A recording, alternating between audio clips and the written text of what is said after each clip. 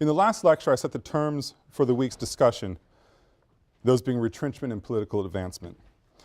I wanted to make clear on Monday's lecture that the Scottsboro Boys and the Black Cabinet represent two ends of a spectrum of political possibilities of Black America in the 1930s. They are together articulating a new voice, a new vehicle to communicate responses to and articulations of possibilities, but coming from very different places in very different ways. The Scottsboro Boys reaches back to a past of social control, certainly, but also representing in the Scottsboro Boys' case, in the way the Communist Party gets involved, that there's a new mentality at work in Black America and new values in or being the accused being seen as commodities in the political battlefield. And the Black Cabinet represented the best possible world of new political insiderism at the national level in a different way than the Scottsboro Boys, serving as important symbols of Blacks' centrality to the political realm. Now, I wanted to continue the discussion along those lines and these are the themes for this week.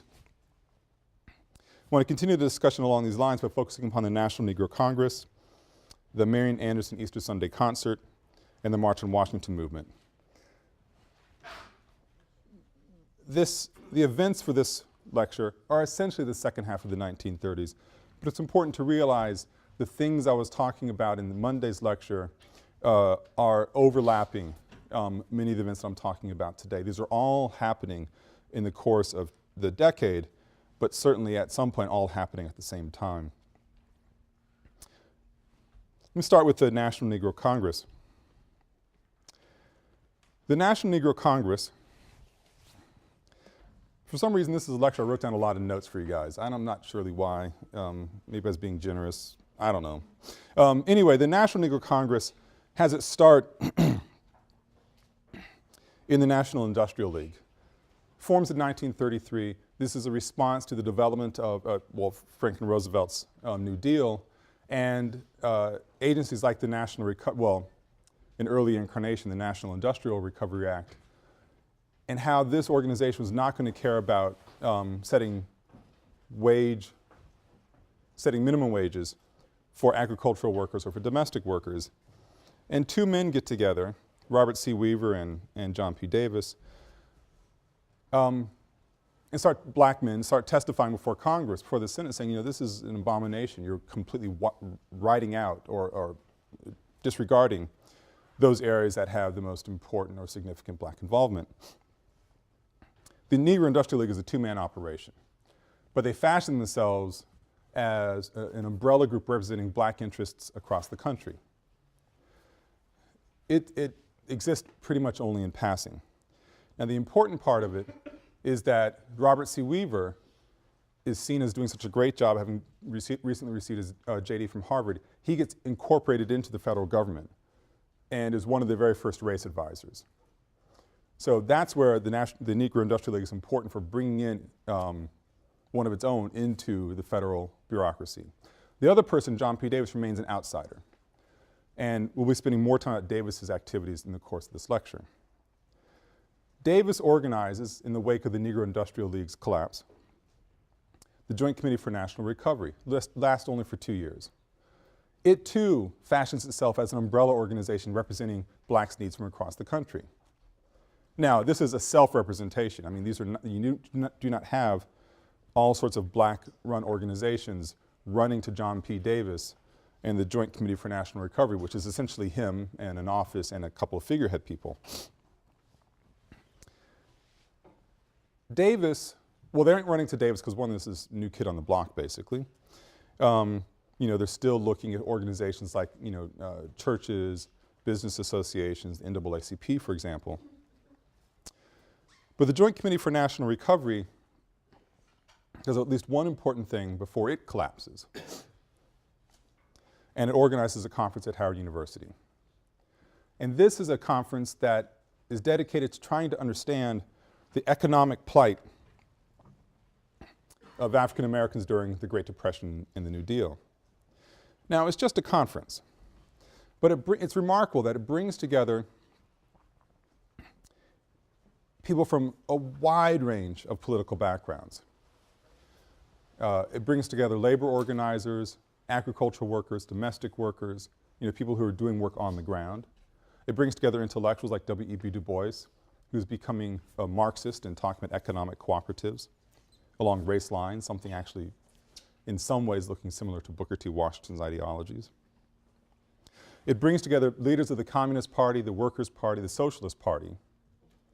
It brings together people from the federal government, like Robert C. Weaver now, all asking the question, what is the status of the Negro in the New Deal? And the result of this conference was, well, many things came out of it. One, scathing attack on the New Deal for the way it ignored blacks' conditions on the ground, in ways I outlined briefly on Monday.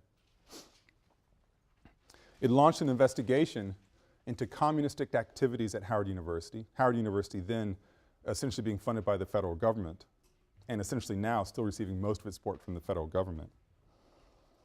An investigation was launched into the communist activities at Howard, and certainly there were communists on the faculty at Howard, and certainly socialists as well, and certainly a lot of sympathizers. So it was an attempt to silence and actually shut down the university as a result of this conference. And most importantly, it establishes a group called the National Negro Congress. Oh, I forgot that slide. Okay, those are the notes for what I just told you. The National Negro Congress actually does turn into that kind of umbrella organization that the Negro Industrial League and the Joint Committee for National Recovery all aspired to be. The National Negro Congress forms out of a call. I mean, the Howard University Conference, we need to organize a national political action group, and it becomes the National Negro Congress, formed in 1936. The Congress convenes for the first time in Chicago in '36, where it's met with police harassment due to alleged communist participation. A. Philip Randolph, who we'll be talking about more towards the end of the lecture, but for now just to know the most important, bless you, the most important labor leader in Black America is elected its first president. And the National Negro Congress establishes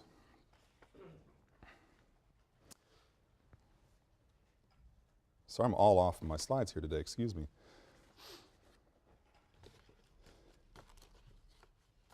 It establishes a slate that's concerning civil rights, women's rights, labor's rights, aid to farmers and sharecroppers. It calls for an anti-lynching law, calls for voting rights, educational opportunities, social and unemployment insurance, in opposition to war and fascism. Civil rights, women's rights, labor's rights, aid to farmers and sharecroppers, anti-lynching law, voting rights, educational opportunities, social and unemployment insurance, and an oppression to war and fascism. If you think back to a few weeks earlier in the course,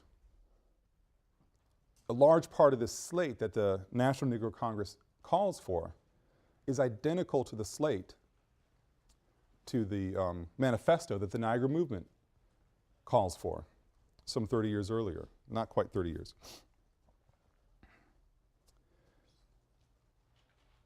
The point is a lot of the issues haven't changed, despite some real changes in those 31 years, excuse me. Now, the National Negro Congress was not just made up of black folks getting together calling for a slate of a progressive future. It is, as the slide up here indicates, a cross-section of black groups and white labor of all different kinds of groups, as far as black business bureaus, black churches, black labor organizations. The Congress actively courts white labor in this regard, especially the Congress of Industrial Organization. And it sets out this agenda for change on the ground. It has, more than anything else, a labor orientation, despite even business groups being involved. It's going to change things on the ground. And the person organizing, sort of, A. Philip Randolph's the president, but the person doing the work on the day-to-day basis is John P. Davis. He was there at the Negro Industrial League, there at the Joint Committee for National Recovery, and he's really running the National Negro Congress. And he runs it for the length of the NNC's existence, which is not quite a decade. Now, one of the first things that the Congress does successfully, aside from just meeting, is establish the Southern Negro Youth Congress, essentially the youth arm of the Congress. The Southern Negro Youth Congress had its inaugural conference half a year later, in February 1937, in Richmond, Virginia. And it makes its headquarters there for a number of years. With the guidance of the Southern Negro Youth Conference leaders, it becomes a permanent organization and almost immediately organizes 5,000 tobacco workers into the Tobacco Stemmers and Laborers Industrial Union.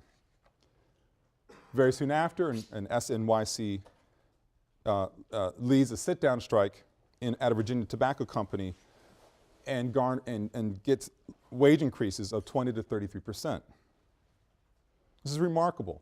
The Southern Negro Youth Congress, these are people your age and a little bit older, going down to Richmond, Virginia, the heart of the Confederacy, and organizing black workers into a union and getting wage increases for them. It's nothing really short of astonishing. By 1939, when the third annual conference of the SNYC gathers, they meet in Birmingham, Alabama. Over 600 delegates are in attendance. It's the largest conference to date. The themes of the conference revolved around citizenship, equal opportunity, and black culture. These are themes that by now must be familiar to all of you. I've been talking about it during this course after all. Again, themes from the Niagara movement, but in this case with the students a different type of cultural emphasis, I think a hangover in a sense from the Harlem Renaissance. But the Southern Negro Youth Congress was not another middle-class black venture. I'm thinking too that sort of the cultural producers in the Renaissance. It espoused a democratic socialist vision. It was militantly interracial. It offered its full support to the Congress of Industrial Organization, that breakaway set of labor unions that actually welcome black workers. And this is the most important part, it's very quietly communist. The Southern Negro Youth Congress moves its headquarters down from Richmond down to Birmingham and establishes a watchdog presence in the Deep South.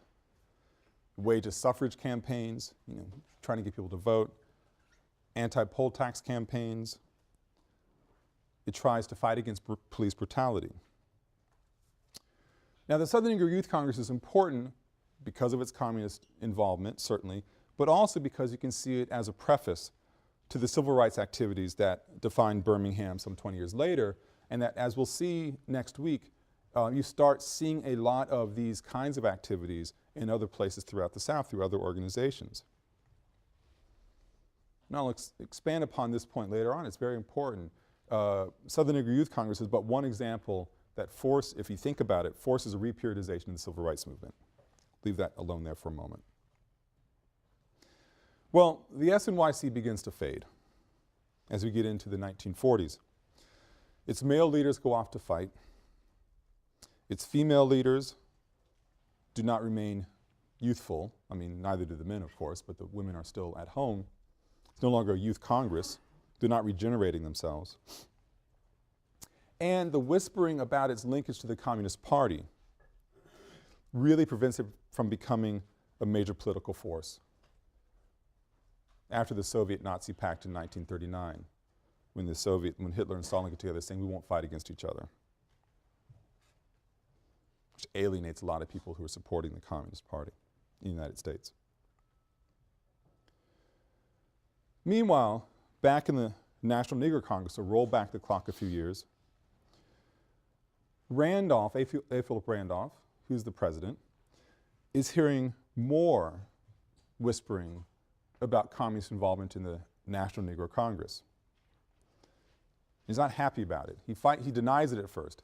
He goes, no, we are an independent organization, even though we've modeled ourselves after communist ideologies as far as developing a popular front of all people from different kinds of places coming together to fight towards this one goal. We are not communist. But then it becomes clear that communists have infiltrated the National Negro Congress, mainly through the Congress of Industrial Organization. So white labor organizers, Randolph concludes, are bringing communism into this organization, and he wants no part of it. Randolph, after denying it for a while, goes to the National Convention in 1940, where he's going to stand up in front of the Congress, the National Negro Congress, and resign with fire, talking about how the communists do not have our best interest at heart. He's basically booed off the stage. I mean, the communists had now taken control of the Negro Congress. And John P. Davis, where is he through all of this? Well, he's a communist, actually. And so, he's caught in rock and a hard place, but sides with the Congress, and that's where he continues to reside for a handful more years. And that's in 1940. And Randolph's about to go off and start something quite different in response to his departure from the National Negro Congress. And we'll get to that towards the end of the lecture. While all of this is going on, all of this meaning the National Negro Congress becoming organized, having its conferences, turning more towards communism, and then Randolph breaking from it, you have a series of events happening on the cultural front, cultural and political front,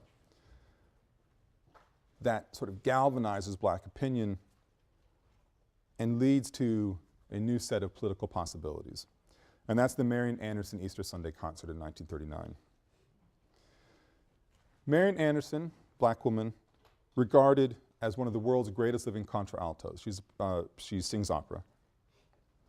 Her case is well known, partly for her international stature, partly for the other high-profile whites who are involved in it, and partly for the symbolic significance attached to the controversy.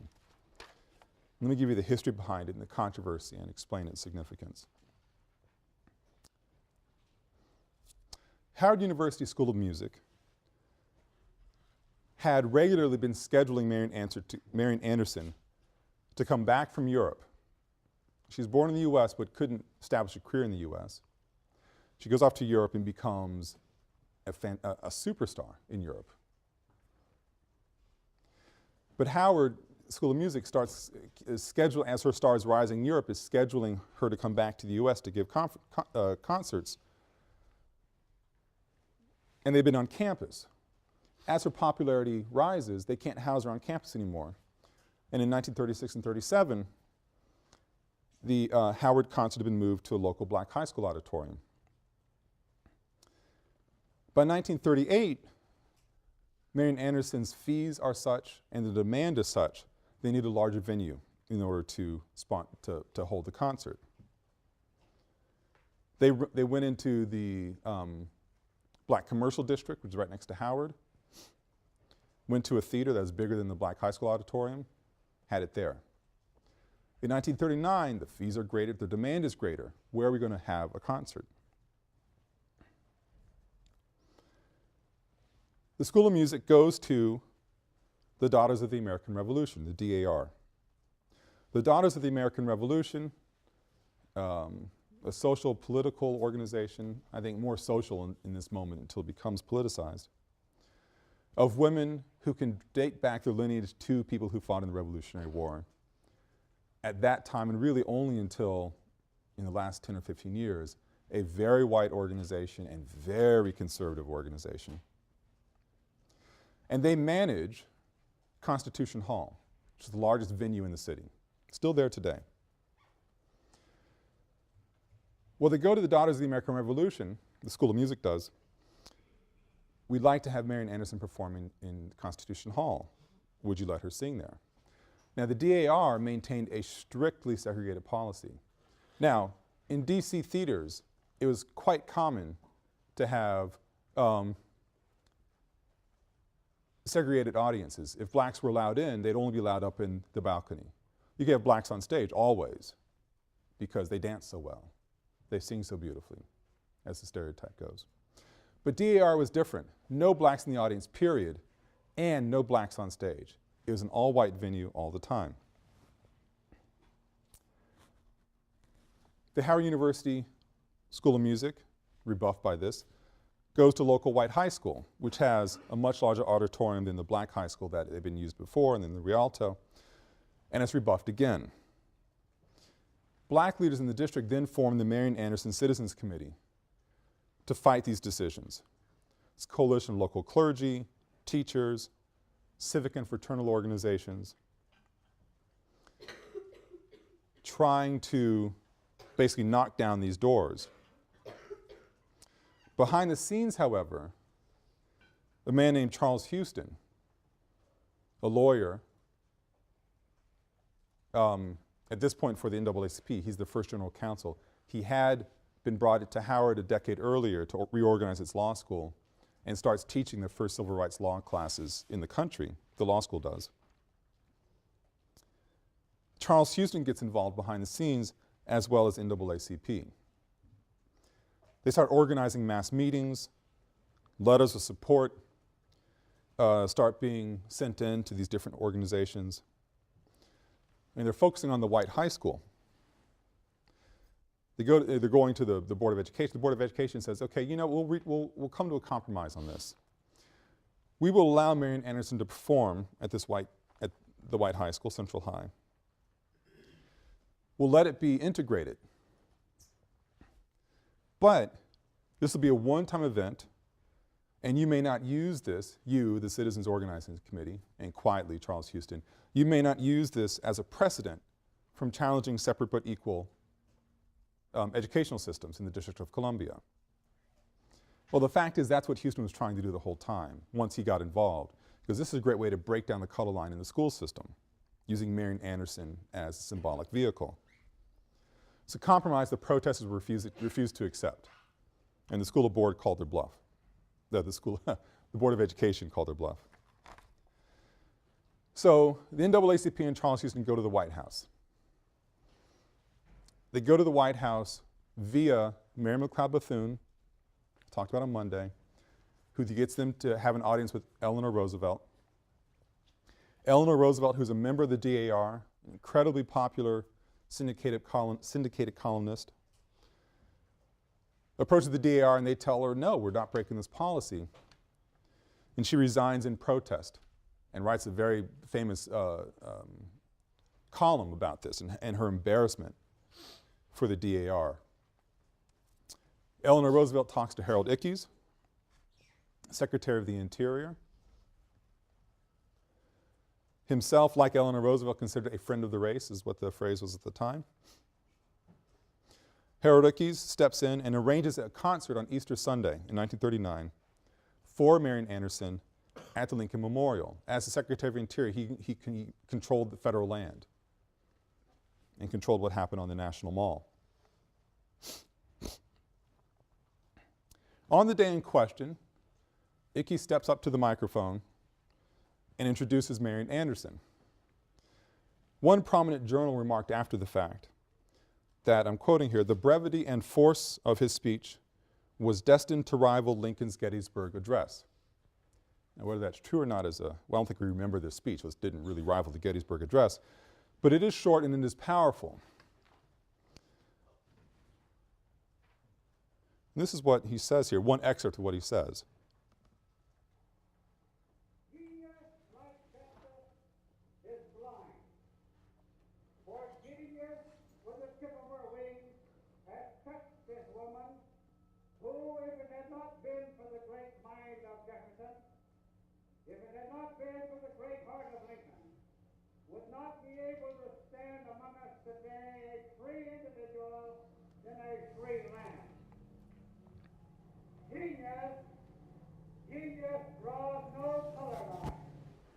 You start hearing a plane flying overhead there.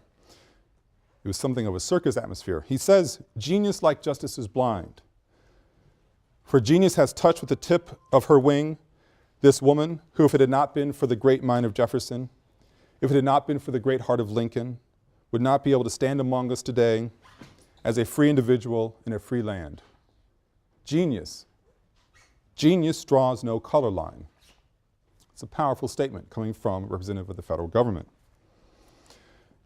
Now, 4 hours before Ickes steps to the microphone, 4 hours before the concert begins, people start arriving at the National Mall, at the Lincoln Memorial. And what they find there is really quite remarkable. DC is a very segregated city during this era. What they find is an absence of colored only sections, an absence of, white section, no colored allowed. 75,000 people crowd the mall. And it may not sound like a dramatic number to you in our day of, millions showing at the mall, but this is historic. And it's also opera, which is not known as sort of the people's music, right? 75,000 people crowd the mall to hear Anderson's performance, and an untold number of people listen to the performance on radio around the country, aired live. Planes are circling overhead, trying to understand the scene that's going on there. It's a famous image. Marian Anderson in long fur coat, singing just with piano accompanying her. Steps up to the microphone, and in a powerful yet dignified rebuke to the DAR, Anderson simply begins her concert in this way. My country, 'tis of thee, sweet land of liberty, of thee I sing. She sounded a bit like that, maybe a bit better. Eloquent, powerful, subtle, undeniable. She is in this moment claiming the country as much, it belongs to her as much as it belongs to the daughters of the American Revolution. Everybody there got it. She didn't have to say, I'm so glad to be here today, it's lovely, DC, how are you? Didn't have to do that kind of stuff. Simply declared, this is my country too. And in fact, as an aside, it's the inauguration of Barack Obama, something, I don't know if I'll talk about it or not at the end of the class, but when Aretha Franklin stands up to sing My Country 'Tis of Thee, it's a culturally very dense inauguration. All inaugurations are rich with symbolism, but this one was rather remarkable. She was singing My Country 'Tis of Thee for the people who would get it in the audience, but there's a whole other level of understanding for those people who know this story and what Marian Anderson did with this particular exhortation. And I've heard, if you watch the HBO special the day before the inauguration, they explained some of this. I didn't see it, and many people didn't. And the significance of Aretha Franklin's performance of that particular song was lost on many folks, but it was a reckoning back to this moment. The moment's important, not just because it's a classy way of being a civil rights protester, but it's important for these different reasons. With Eleanor Roosevelt and Harold Ickes giving their very public support to the Citizens Committee for Marian Anderson and for the right to her to sing at the DAR, it suggests to African Americans that the federal government at the highest levels in the White House really does care about us. They've been working on the black cabinet, they've been going out and changing things. We're now, as a group, beginning to vote for Democrats anyway, because of FDR. And now the First Lady, the Secretary of Interior are saying, genius draws no color line. Of course, there's a symbolism wrapped up in performing under the protective gaze of the great emancipator. That's not lost on anybody either. But it's also felt on the very local level in ways that's lost to history often. When I was working on my first book, my dissertation in fact, I was interviewing a longtime DC resident. He was then about 80 years old. And we were just talking about this era in Washington, D.C. and what it meant to be black and struggle with the color line. And this concert comes up. And he said something I've never forgotten. And he says, this is a quote, it's burned into my brain. After that concert, and he was there, I should say, after that concert, everything looked different in America as far as blacks were concerned. After that concert, everything looked different in America as far as blacks were concerned. Now, he's not talking literally, because the day after Marian Anderson sang, it wasn't like if you were black, you could go into a local restaurant that's not in the black section of town, or at Union Station, the only other place blacks could go for a public restaurant. You couldn't go in someplace else and get a meal. You all of a sudden couldn't get a job that was denied to you, the week before. So in terms of literal bread and butter issues, there's no change. But at the level of symbolic possibilities, at the level of what blacks can articulate and think as maybe achievable, fundamental change happens with this concert. Now, it's also important because the public outcry surrounding Marian Anderson's concert is happening in the context of a larger battle, of a war of rhetoric against the Nazi doctrines of racial supremacy. So you can't just understand this concert in the context of an event that happened in Washington, D.C., or an event that happened in the U.S. It's an event that has global ramifications, especially for the way in which the U.S. federal government is struggling against a war of words with Nazi and fascist regimes. The U.S. didn't have a leg to stand on, the Nazis would say, because they're just as racist as we are. This is very important for the U.S. as it really does enter the Second World War and continues on through the Cold War, something I'll touch down upon once or twice, I'm sure, in this course. As the U.S. becomes an international power, which is this part of the story of the 1920s and 30s, and the 40s especially, its domestic politics become scrutinized much more closely. World War II, which we are on the cusp of getting involved in, is a war to stop the spread of fascism. But if the U.S. can't handle its own fascistic tendencies internal, it's a war of hypocrisy.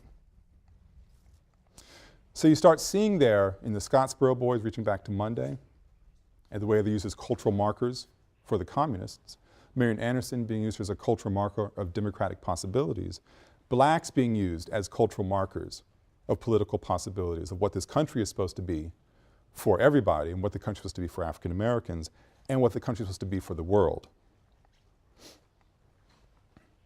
Now, this affords, one other image, this is a very famous image, of course, of Marian Anderson.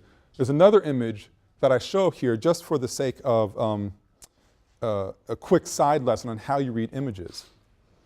There's a way in which, we are, on our mind's eye, we are here, sitting just below her right shoulder, and we see dignitaries at the stand.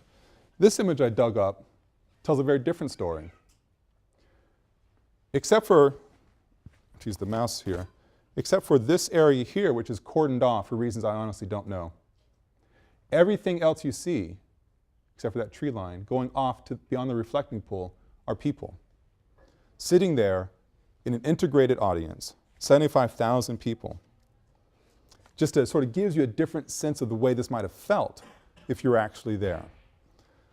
And because it's harder to make out Marian Anderson, I'm assuming that's why this is not one of the more famous, iconic pictures. You just hear somebody's back standing in front of an audience. But it really was quite a visual spectacle.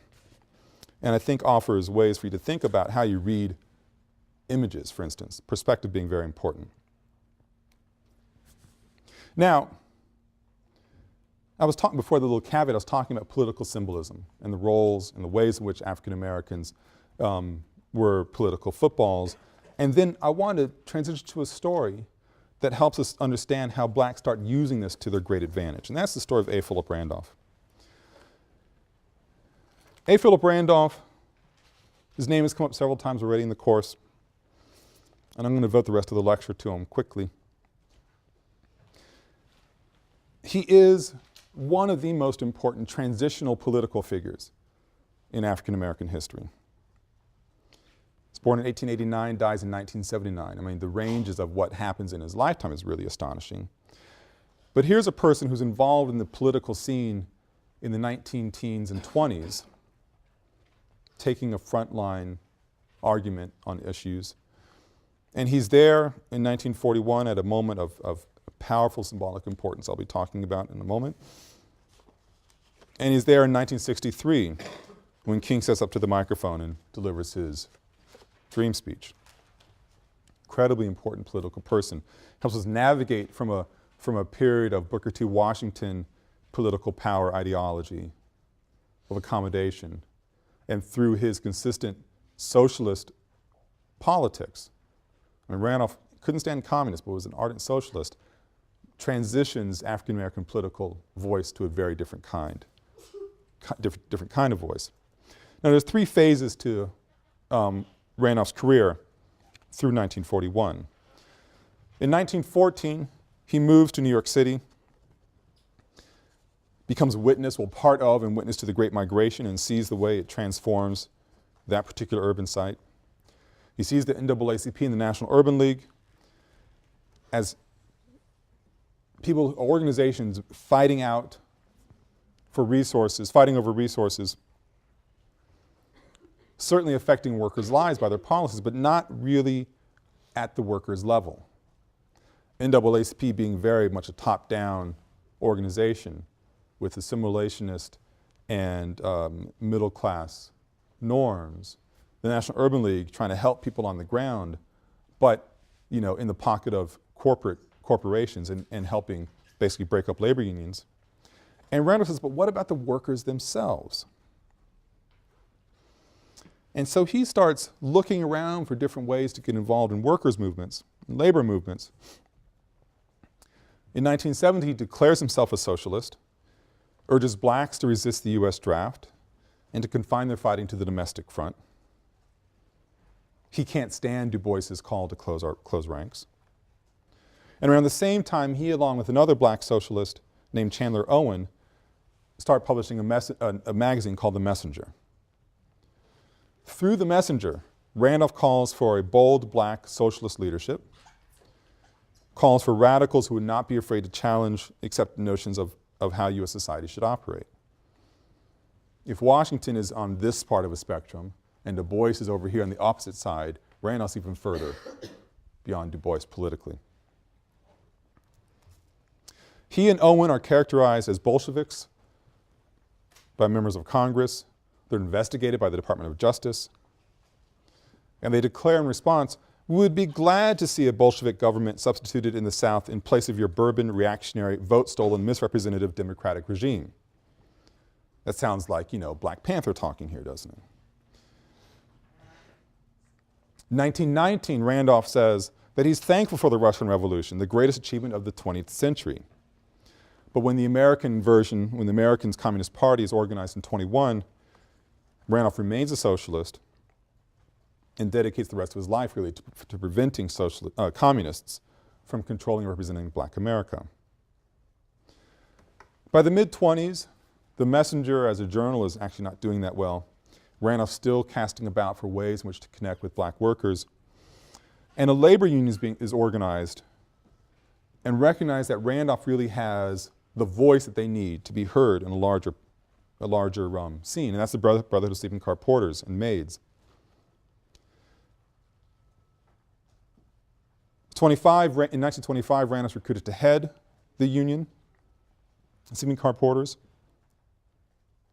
And then when organized, trying to get the American Federation, trying to get the Pullman Company, people who run the trains, own the trains, to recognize that union. And then the American Federation of Labor to recognize that union.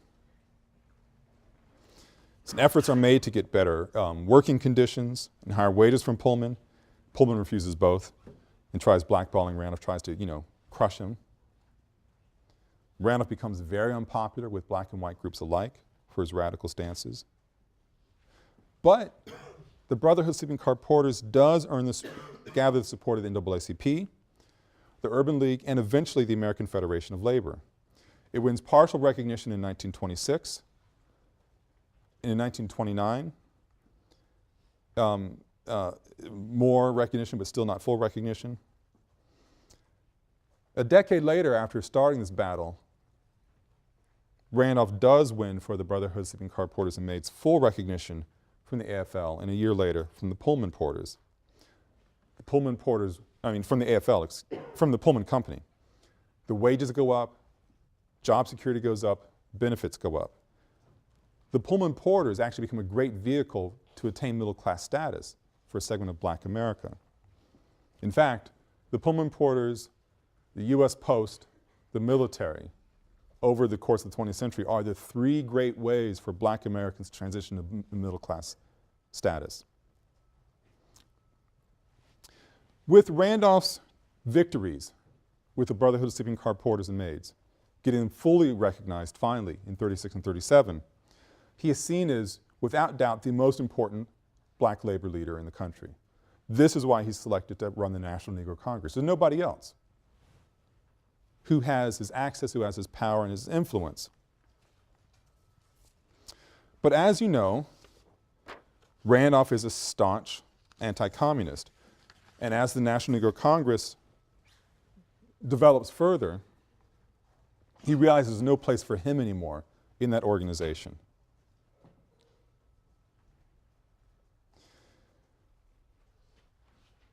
So Randolph starts thinking of a different way to achieve justice for blacks, full citizenship rights, and decent jobs for blacks in the United States. The National Negro Congress is not going to be the vehicle. What Randolph sees is that as the U.S. war industry starts to develop, as it's arming Europe, Western Europe, or the Allies, I should say, as the U.S. war machine, industrial war machine develops, these are the best paying jobs in the country as far as, factory work is concerned. And blacks can't get those jobs. They can work, they can push a broom in the factory, but they can't roll steel or whatever you would do in a munitions factory. Factories are in overtime. There's money to be made hand over fist. Blacks can get those jobs. There's movements being made to increase the size of the army, a powerfully segregated army. Randolph says, well, where do we fit in all of this? We're second class in the factory and in the military. Randolph and a group of other leaders go to Franklin Roosevelt in September of 1940 with a 7-point plan that, I'm not going to go into now in the interest of time, but is essentially calling for the desegregation or the integration of the U.S. military, calling for access to all jobs in the defense industries, essentially anti-discrimination policies. The plea is ignored. FDR, always being afraid of losing his coalition of Southern Democrats who would be upset by any sort of racial progressive politics.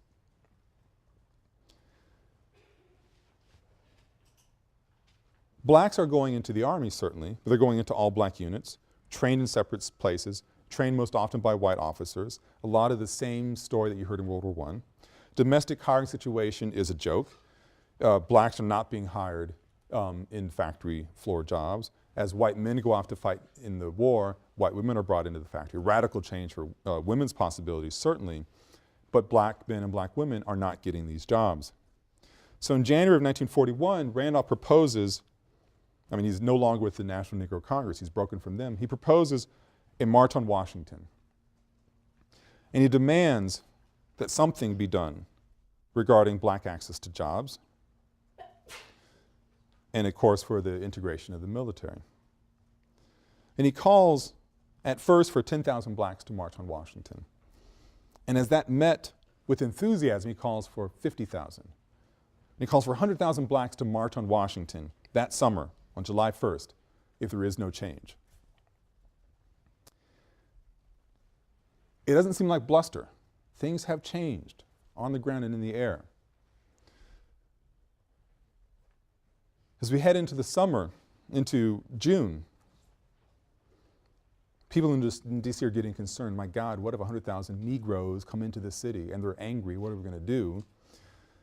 And Franklin Roosevelt, dispatches two of his most trusted sort of network political operatives to talk with A. Randolph to calm him down.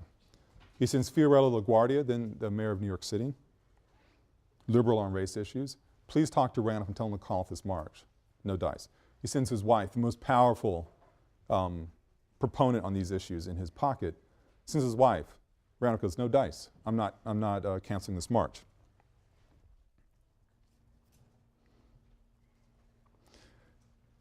Finally, FDR says, okay, Mr. Randolph, come to see me. It's about a week before the march is set to go off.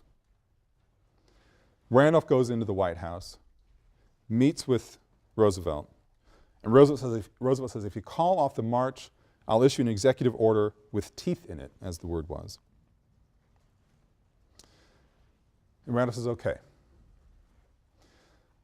Roosevelt signs Executive Order 8802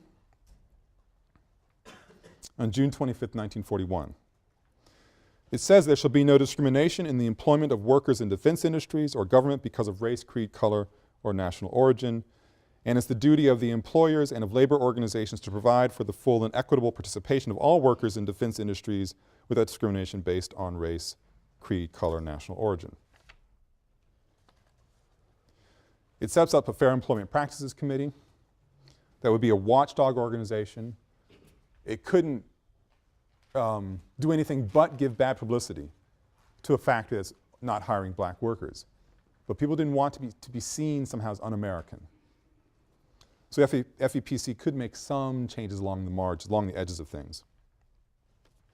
You'll notice that the executive order did not end segregation of military. It's simply calling for industry changes. Randolph doesn't win that battle and won't win it for a while. Now, blacks hail the Executive Order 8802 as the most significant order since the Emancipation Proclamation. This is a new era. And it's not a new era just because of what the president's calling for. So on the ground, what actually happens is a little messier. It doesn't immediately integrate all industries. But what's really important is the linkage now, the symbolic possibilities and real political change. And that is a prominent leader of the African American community called the President's Bluff, was called into the White House, and they negotiated face to face to find a resolution. That's one of the things, once the genie's out of that bottle, it can't go back in. So black access to the White House is now direct to the president. Presidents from this point on cannot afford to ignore black leaders in the way they have been doing since the founding of the Republic. So you have in A. Philip Randolph and the March on Washington moment the merging of the symbolic politics of possibility and the real politics of possibility.